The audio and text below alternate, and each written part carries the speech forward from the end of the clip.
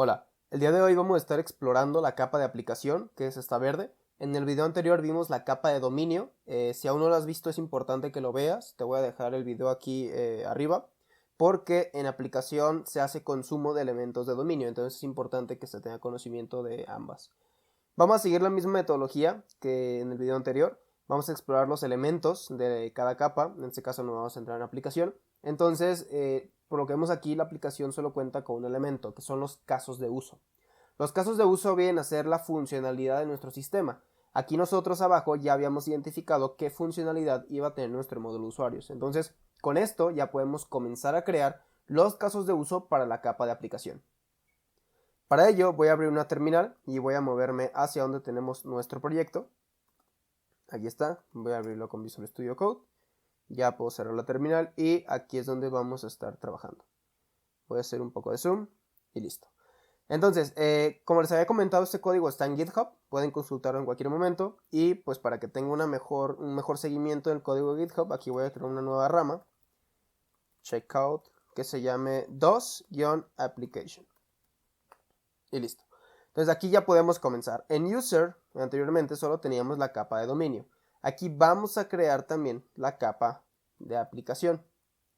Application, ahí la tenemos.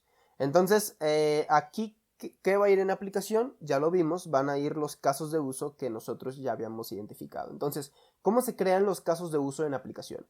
Bueno, existen distintas formas. Existe una forma llamada servicios, services. Y es que services realmente, vamos a hacer el pequeño ejemplo aquí, sería user service. No es la forma que vamos a estar usando, sin embargo, pues es bueno que sepan que existe. Y el servicio, pues prácticamente se vería así. Exporta una clase que se llama user service en este caso. En el constructor recibe lo que se llaman dependencias, que en este caso, como vamos a estar interactuando con base de datos, una dependencia va a ser el repositorio. Entonces aquí sería private, read only, repository, y el repositorio sería justamente el repositorio que tenemos acá, el de dominio. Entonces user repository y listo. Y a partir de aquí estaríamos definiendo nuestros métodos. Cada método sería cada uno de nuestros casos de uso. Entonces tendríamos un método llamado create, que esperaría un user de tipo user, y simplemente lo que devolvería sería una promesa de void, y el método en sí retornaría de this, el repository, su método create, y le pasaríamos el user. Y listo, este ya vendría a ser un primer caso de uso y tendremos que hacer lo mismo por los otros 5. No es el enfoque que vamos a estar usando en este video. ¿Por qué? Porque el usar servicios permite que los métodos entre sí se vuelvan dependientes. Es decir, si yo en una misma clase tengo todos los casos de uso, es muy fácil para mí o para cualquier otro programador en mi equipo que genere dependencia entre estos casos de uso. Caso contrario, que es el que vamos a ver, si usamos un archivo por cada caso de uso, ahí no se puede generar dependencia o es más difícil que se genere, porque están aislados literalmente en distintos archivos. Entonces, ¿cuándo recomiendo hacer uso de este tipo, es decir, de los servicios? Cuando las aplicaciones son pequeñas.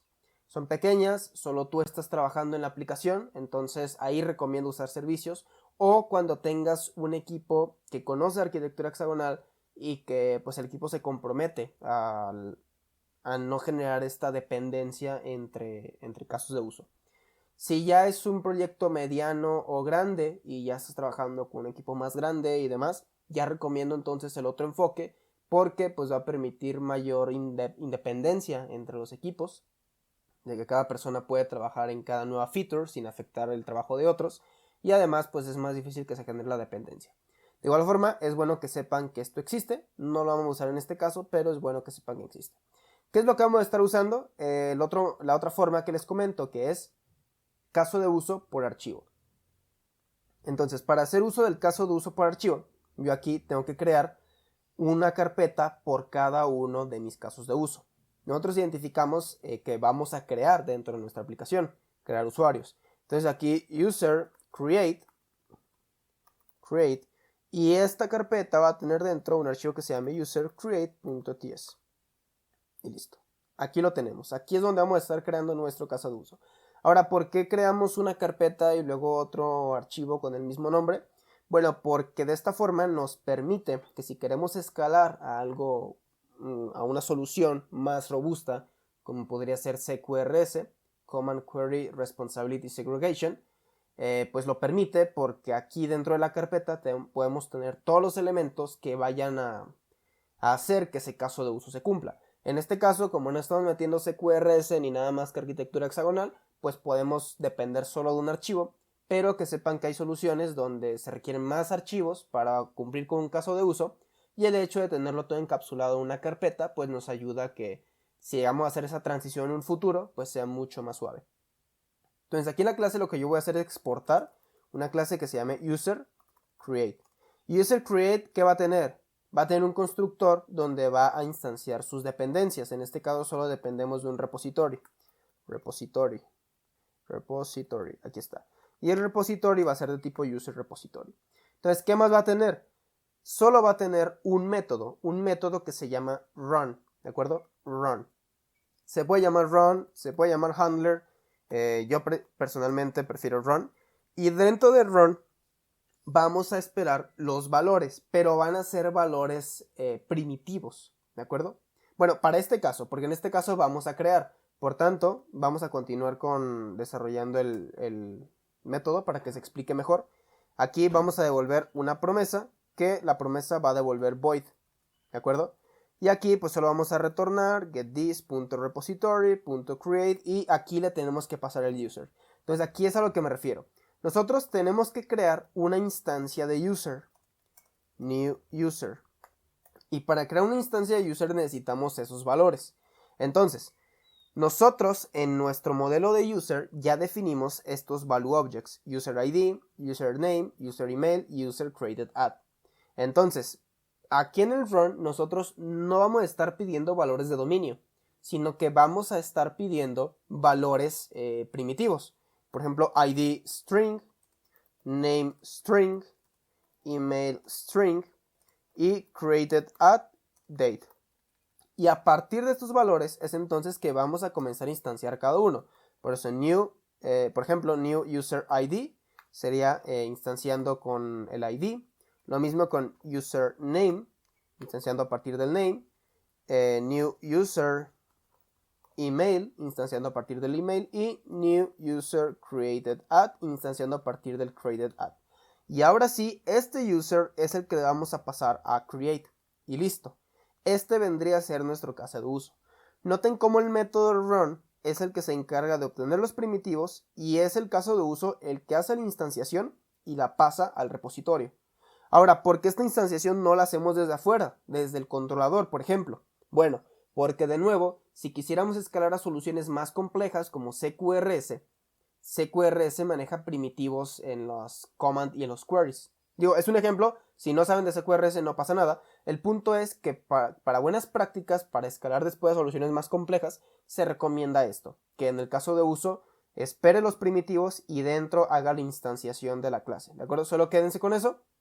Eso igual vamos a ver en un video más a futuro, cuando hablamos de CQRS, pero de momento quédense que esta es la forma adecuada de hacerlo para cuando se tenga en mente que el software escale y se deban meter soluciones más complejas. Entonces, este viene a ser nuestro primer caso de uso. Aquí ya tenemos el caso de uso de user create.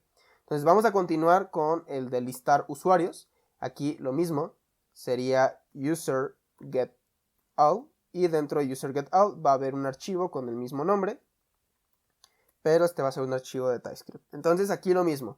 Export class user get all y va a tener sus propios dependientes, que en este caso también es user repository, y aquí async run, y en este caso no pide nada, es decir, no se va a estar creando nada, se va a estar devolviendo el resultado de una query. Entonces vamos a devolver promise y lo que va a devolver es un array de usuarios. Entonces aquí return this.repository.getAll y listo. Ya tenemos nuestro segundo caso de uso. Noten cómo ya tenemos dos carpetas. Continuamos. Encontrar usuarios. Va a ser el user get one by ID. User get one by ID. Nombre de la carpeta y mismo nombre para el archivo. Export class user get one by ID y vamos a ver si lo autocompleta. Sí, lo autocompleta. Aquí vamos a decir que devolvemos user o null, user repository. Y aquí justamente el ID es de tipo string. Y cuando busquemos por el ID estaremos buscando por la instancia de new user ID. Ahora si recordamos, si el ID está incorrecto, aquí va a arrojar el error por el insert is valid. Entonces ni siquiera va a llegar a ser la query, va a arrojar el error antes. Lo mismo pasa con el método create o con el caso de uso create. Nosotros en esta instanciación, antes de generar la query a la base de datos para la creación, aquí se van a hacer las validaciones.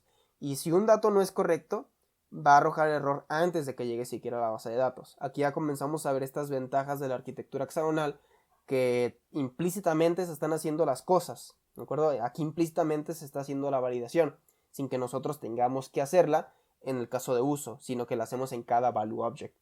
Entonces, aquí lo mismo. Ahora, aquí podemos devolver user o null, pero podemos hacer algo más interesante. Vamos a hacer uso también de los errores de dominio. Entonces aquí no quiero devolver null. Quiero que siempre que esto sea correcto, devuelva user. Entonces aquí voy a guardar en una constante llamada user el resultado de la query. Y aquí si nos posicionamos, user puede devolver una instancia de user o null si no lo encuentra. Entonces ya aquí voy a decir, si no existe user, quiero que lances un nuevo error. Ahora, esto no es suficiente, ¿de acuerdo? Aquí ya es donde metemos los errores de dominio. Ahorita vamos a explicar qué beneficio nos aporta. Entonces yo aquí voy a crear un nuevo error que se llame user not found error.ts. Voy a copiar el nombre para poderlo usar en la clase. Y export class y extiende a error. Extends, listo. Entonces aquí ya tenemos nuestro primer error de dominio. Y de este lado, cuando no se encuentra el usuario, vamos a lanzar ese error. Y aquí pues podemos poner algo como user not found. Ahora, en caso de que esto no sea verdad, es decir, que sí exista el usuario, pues simplemente lo vamos a retornar y veamos cómo ya cumplimos. Ahora, ¿por qué hacemos esto? Bueno, porque aquí el caso de uso casi siempre va a ser consumido por un controlador. Y el error va a ser lanzado a ese controlador. Entonces, si el controlador puede saber de qué tipo es el error, puede saber cómo mapear esa respuesta a HTTP.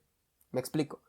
Aquí, si esto fuera un simple error, es un error genérico. Es decir, el controlador le costaría más saber por qué fue ese error. Y lo más seguro es que lanzaríamos solamente un error 500, de internal server error. Sin embargo, sabiendo esto, el controlador puede revisar, ¿el error que me está lanzando es una instancia de user not found error? Ok, en caso de que sí, retorna 404. Para esto nos funcionan los errores de dominio. Para muchas otras cosas más, pero para esto principalmente. Para que podamos hacer ese mapeo de respuesta. Es decir, ok, ocurrió un error en mi aplicación. ¿Qué tipo de error fue?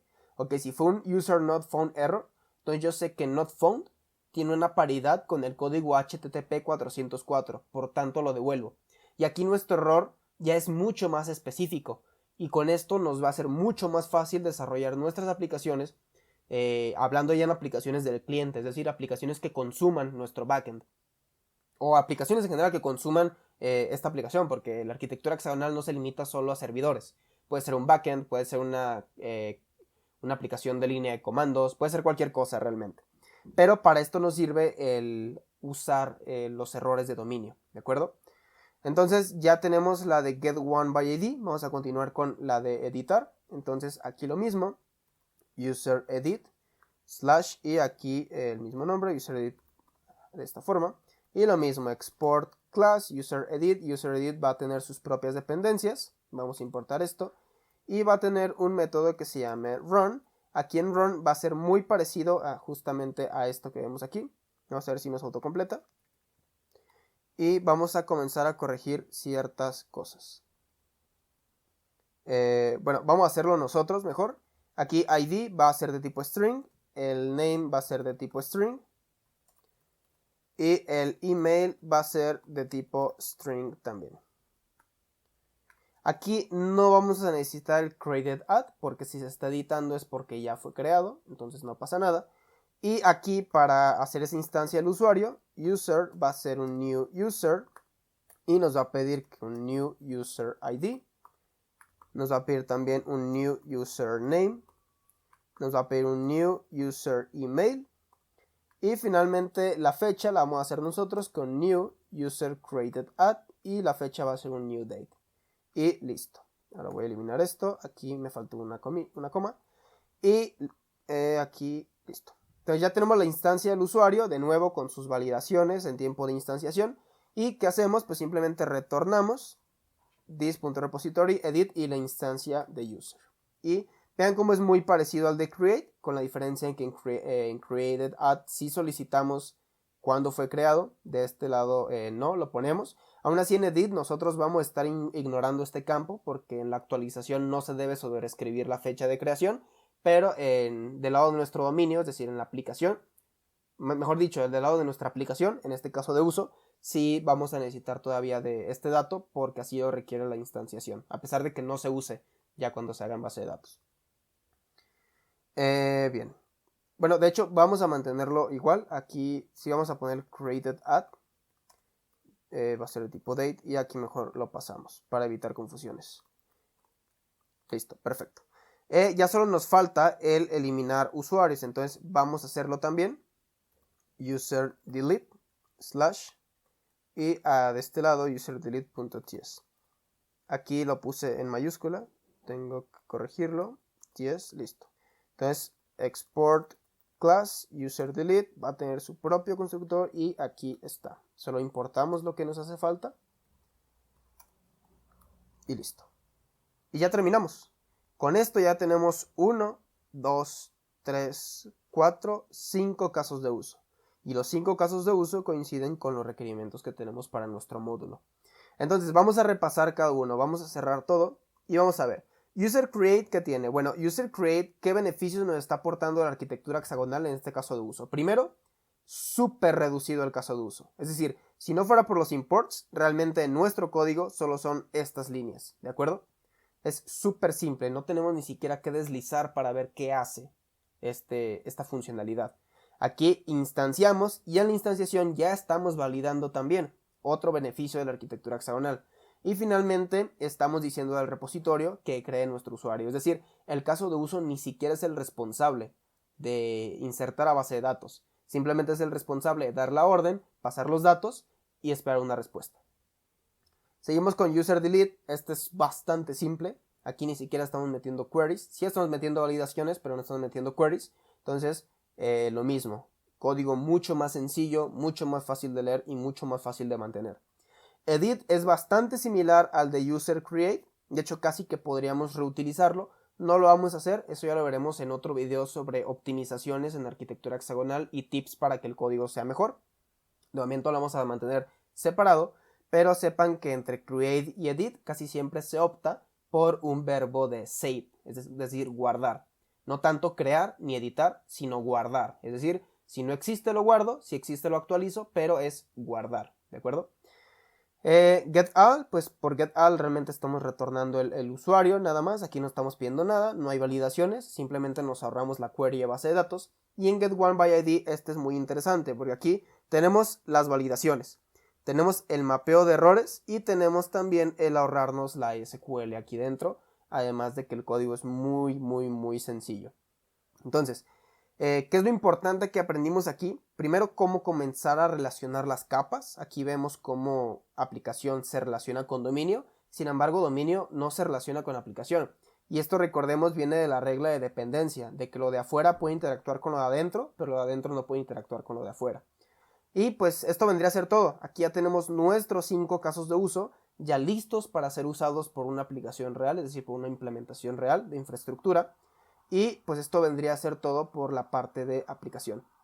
En el siguiente video vamos a estar viendo la capa de infraestructura. Para ello vamos a hacerlo con un servidor de Node.js. Vamos a estar exponiendo lo que hemos creado hasta ahora en una API, para que pues por medio de peticiones HTTP se pueda hacer uso de estos 5 funcionalidades. Estaremos viendo cómo conectar a base de datos y hacer consumo de las interfaces de repositorio. Estaremos viendo cómo podemos ya aplicar todos estos conocimientos de arquitectura hexagonal en un proyecto real utilizando Node.js. Y pues bueno, si tienen dudas o comentarios, déjenmelo saber en este video y nos vemos en el próximo video de infraestructura.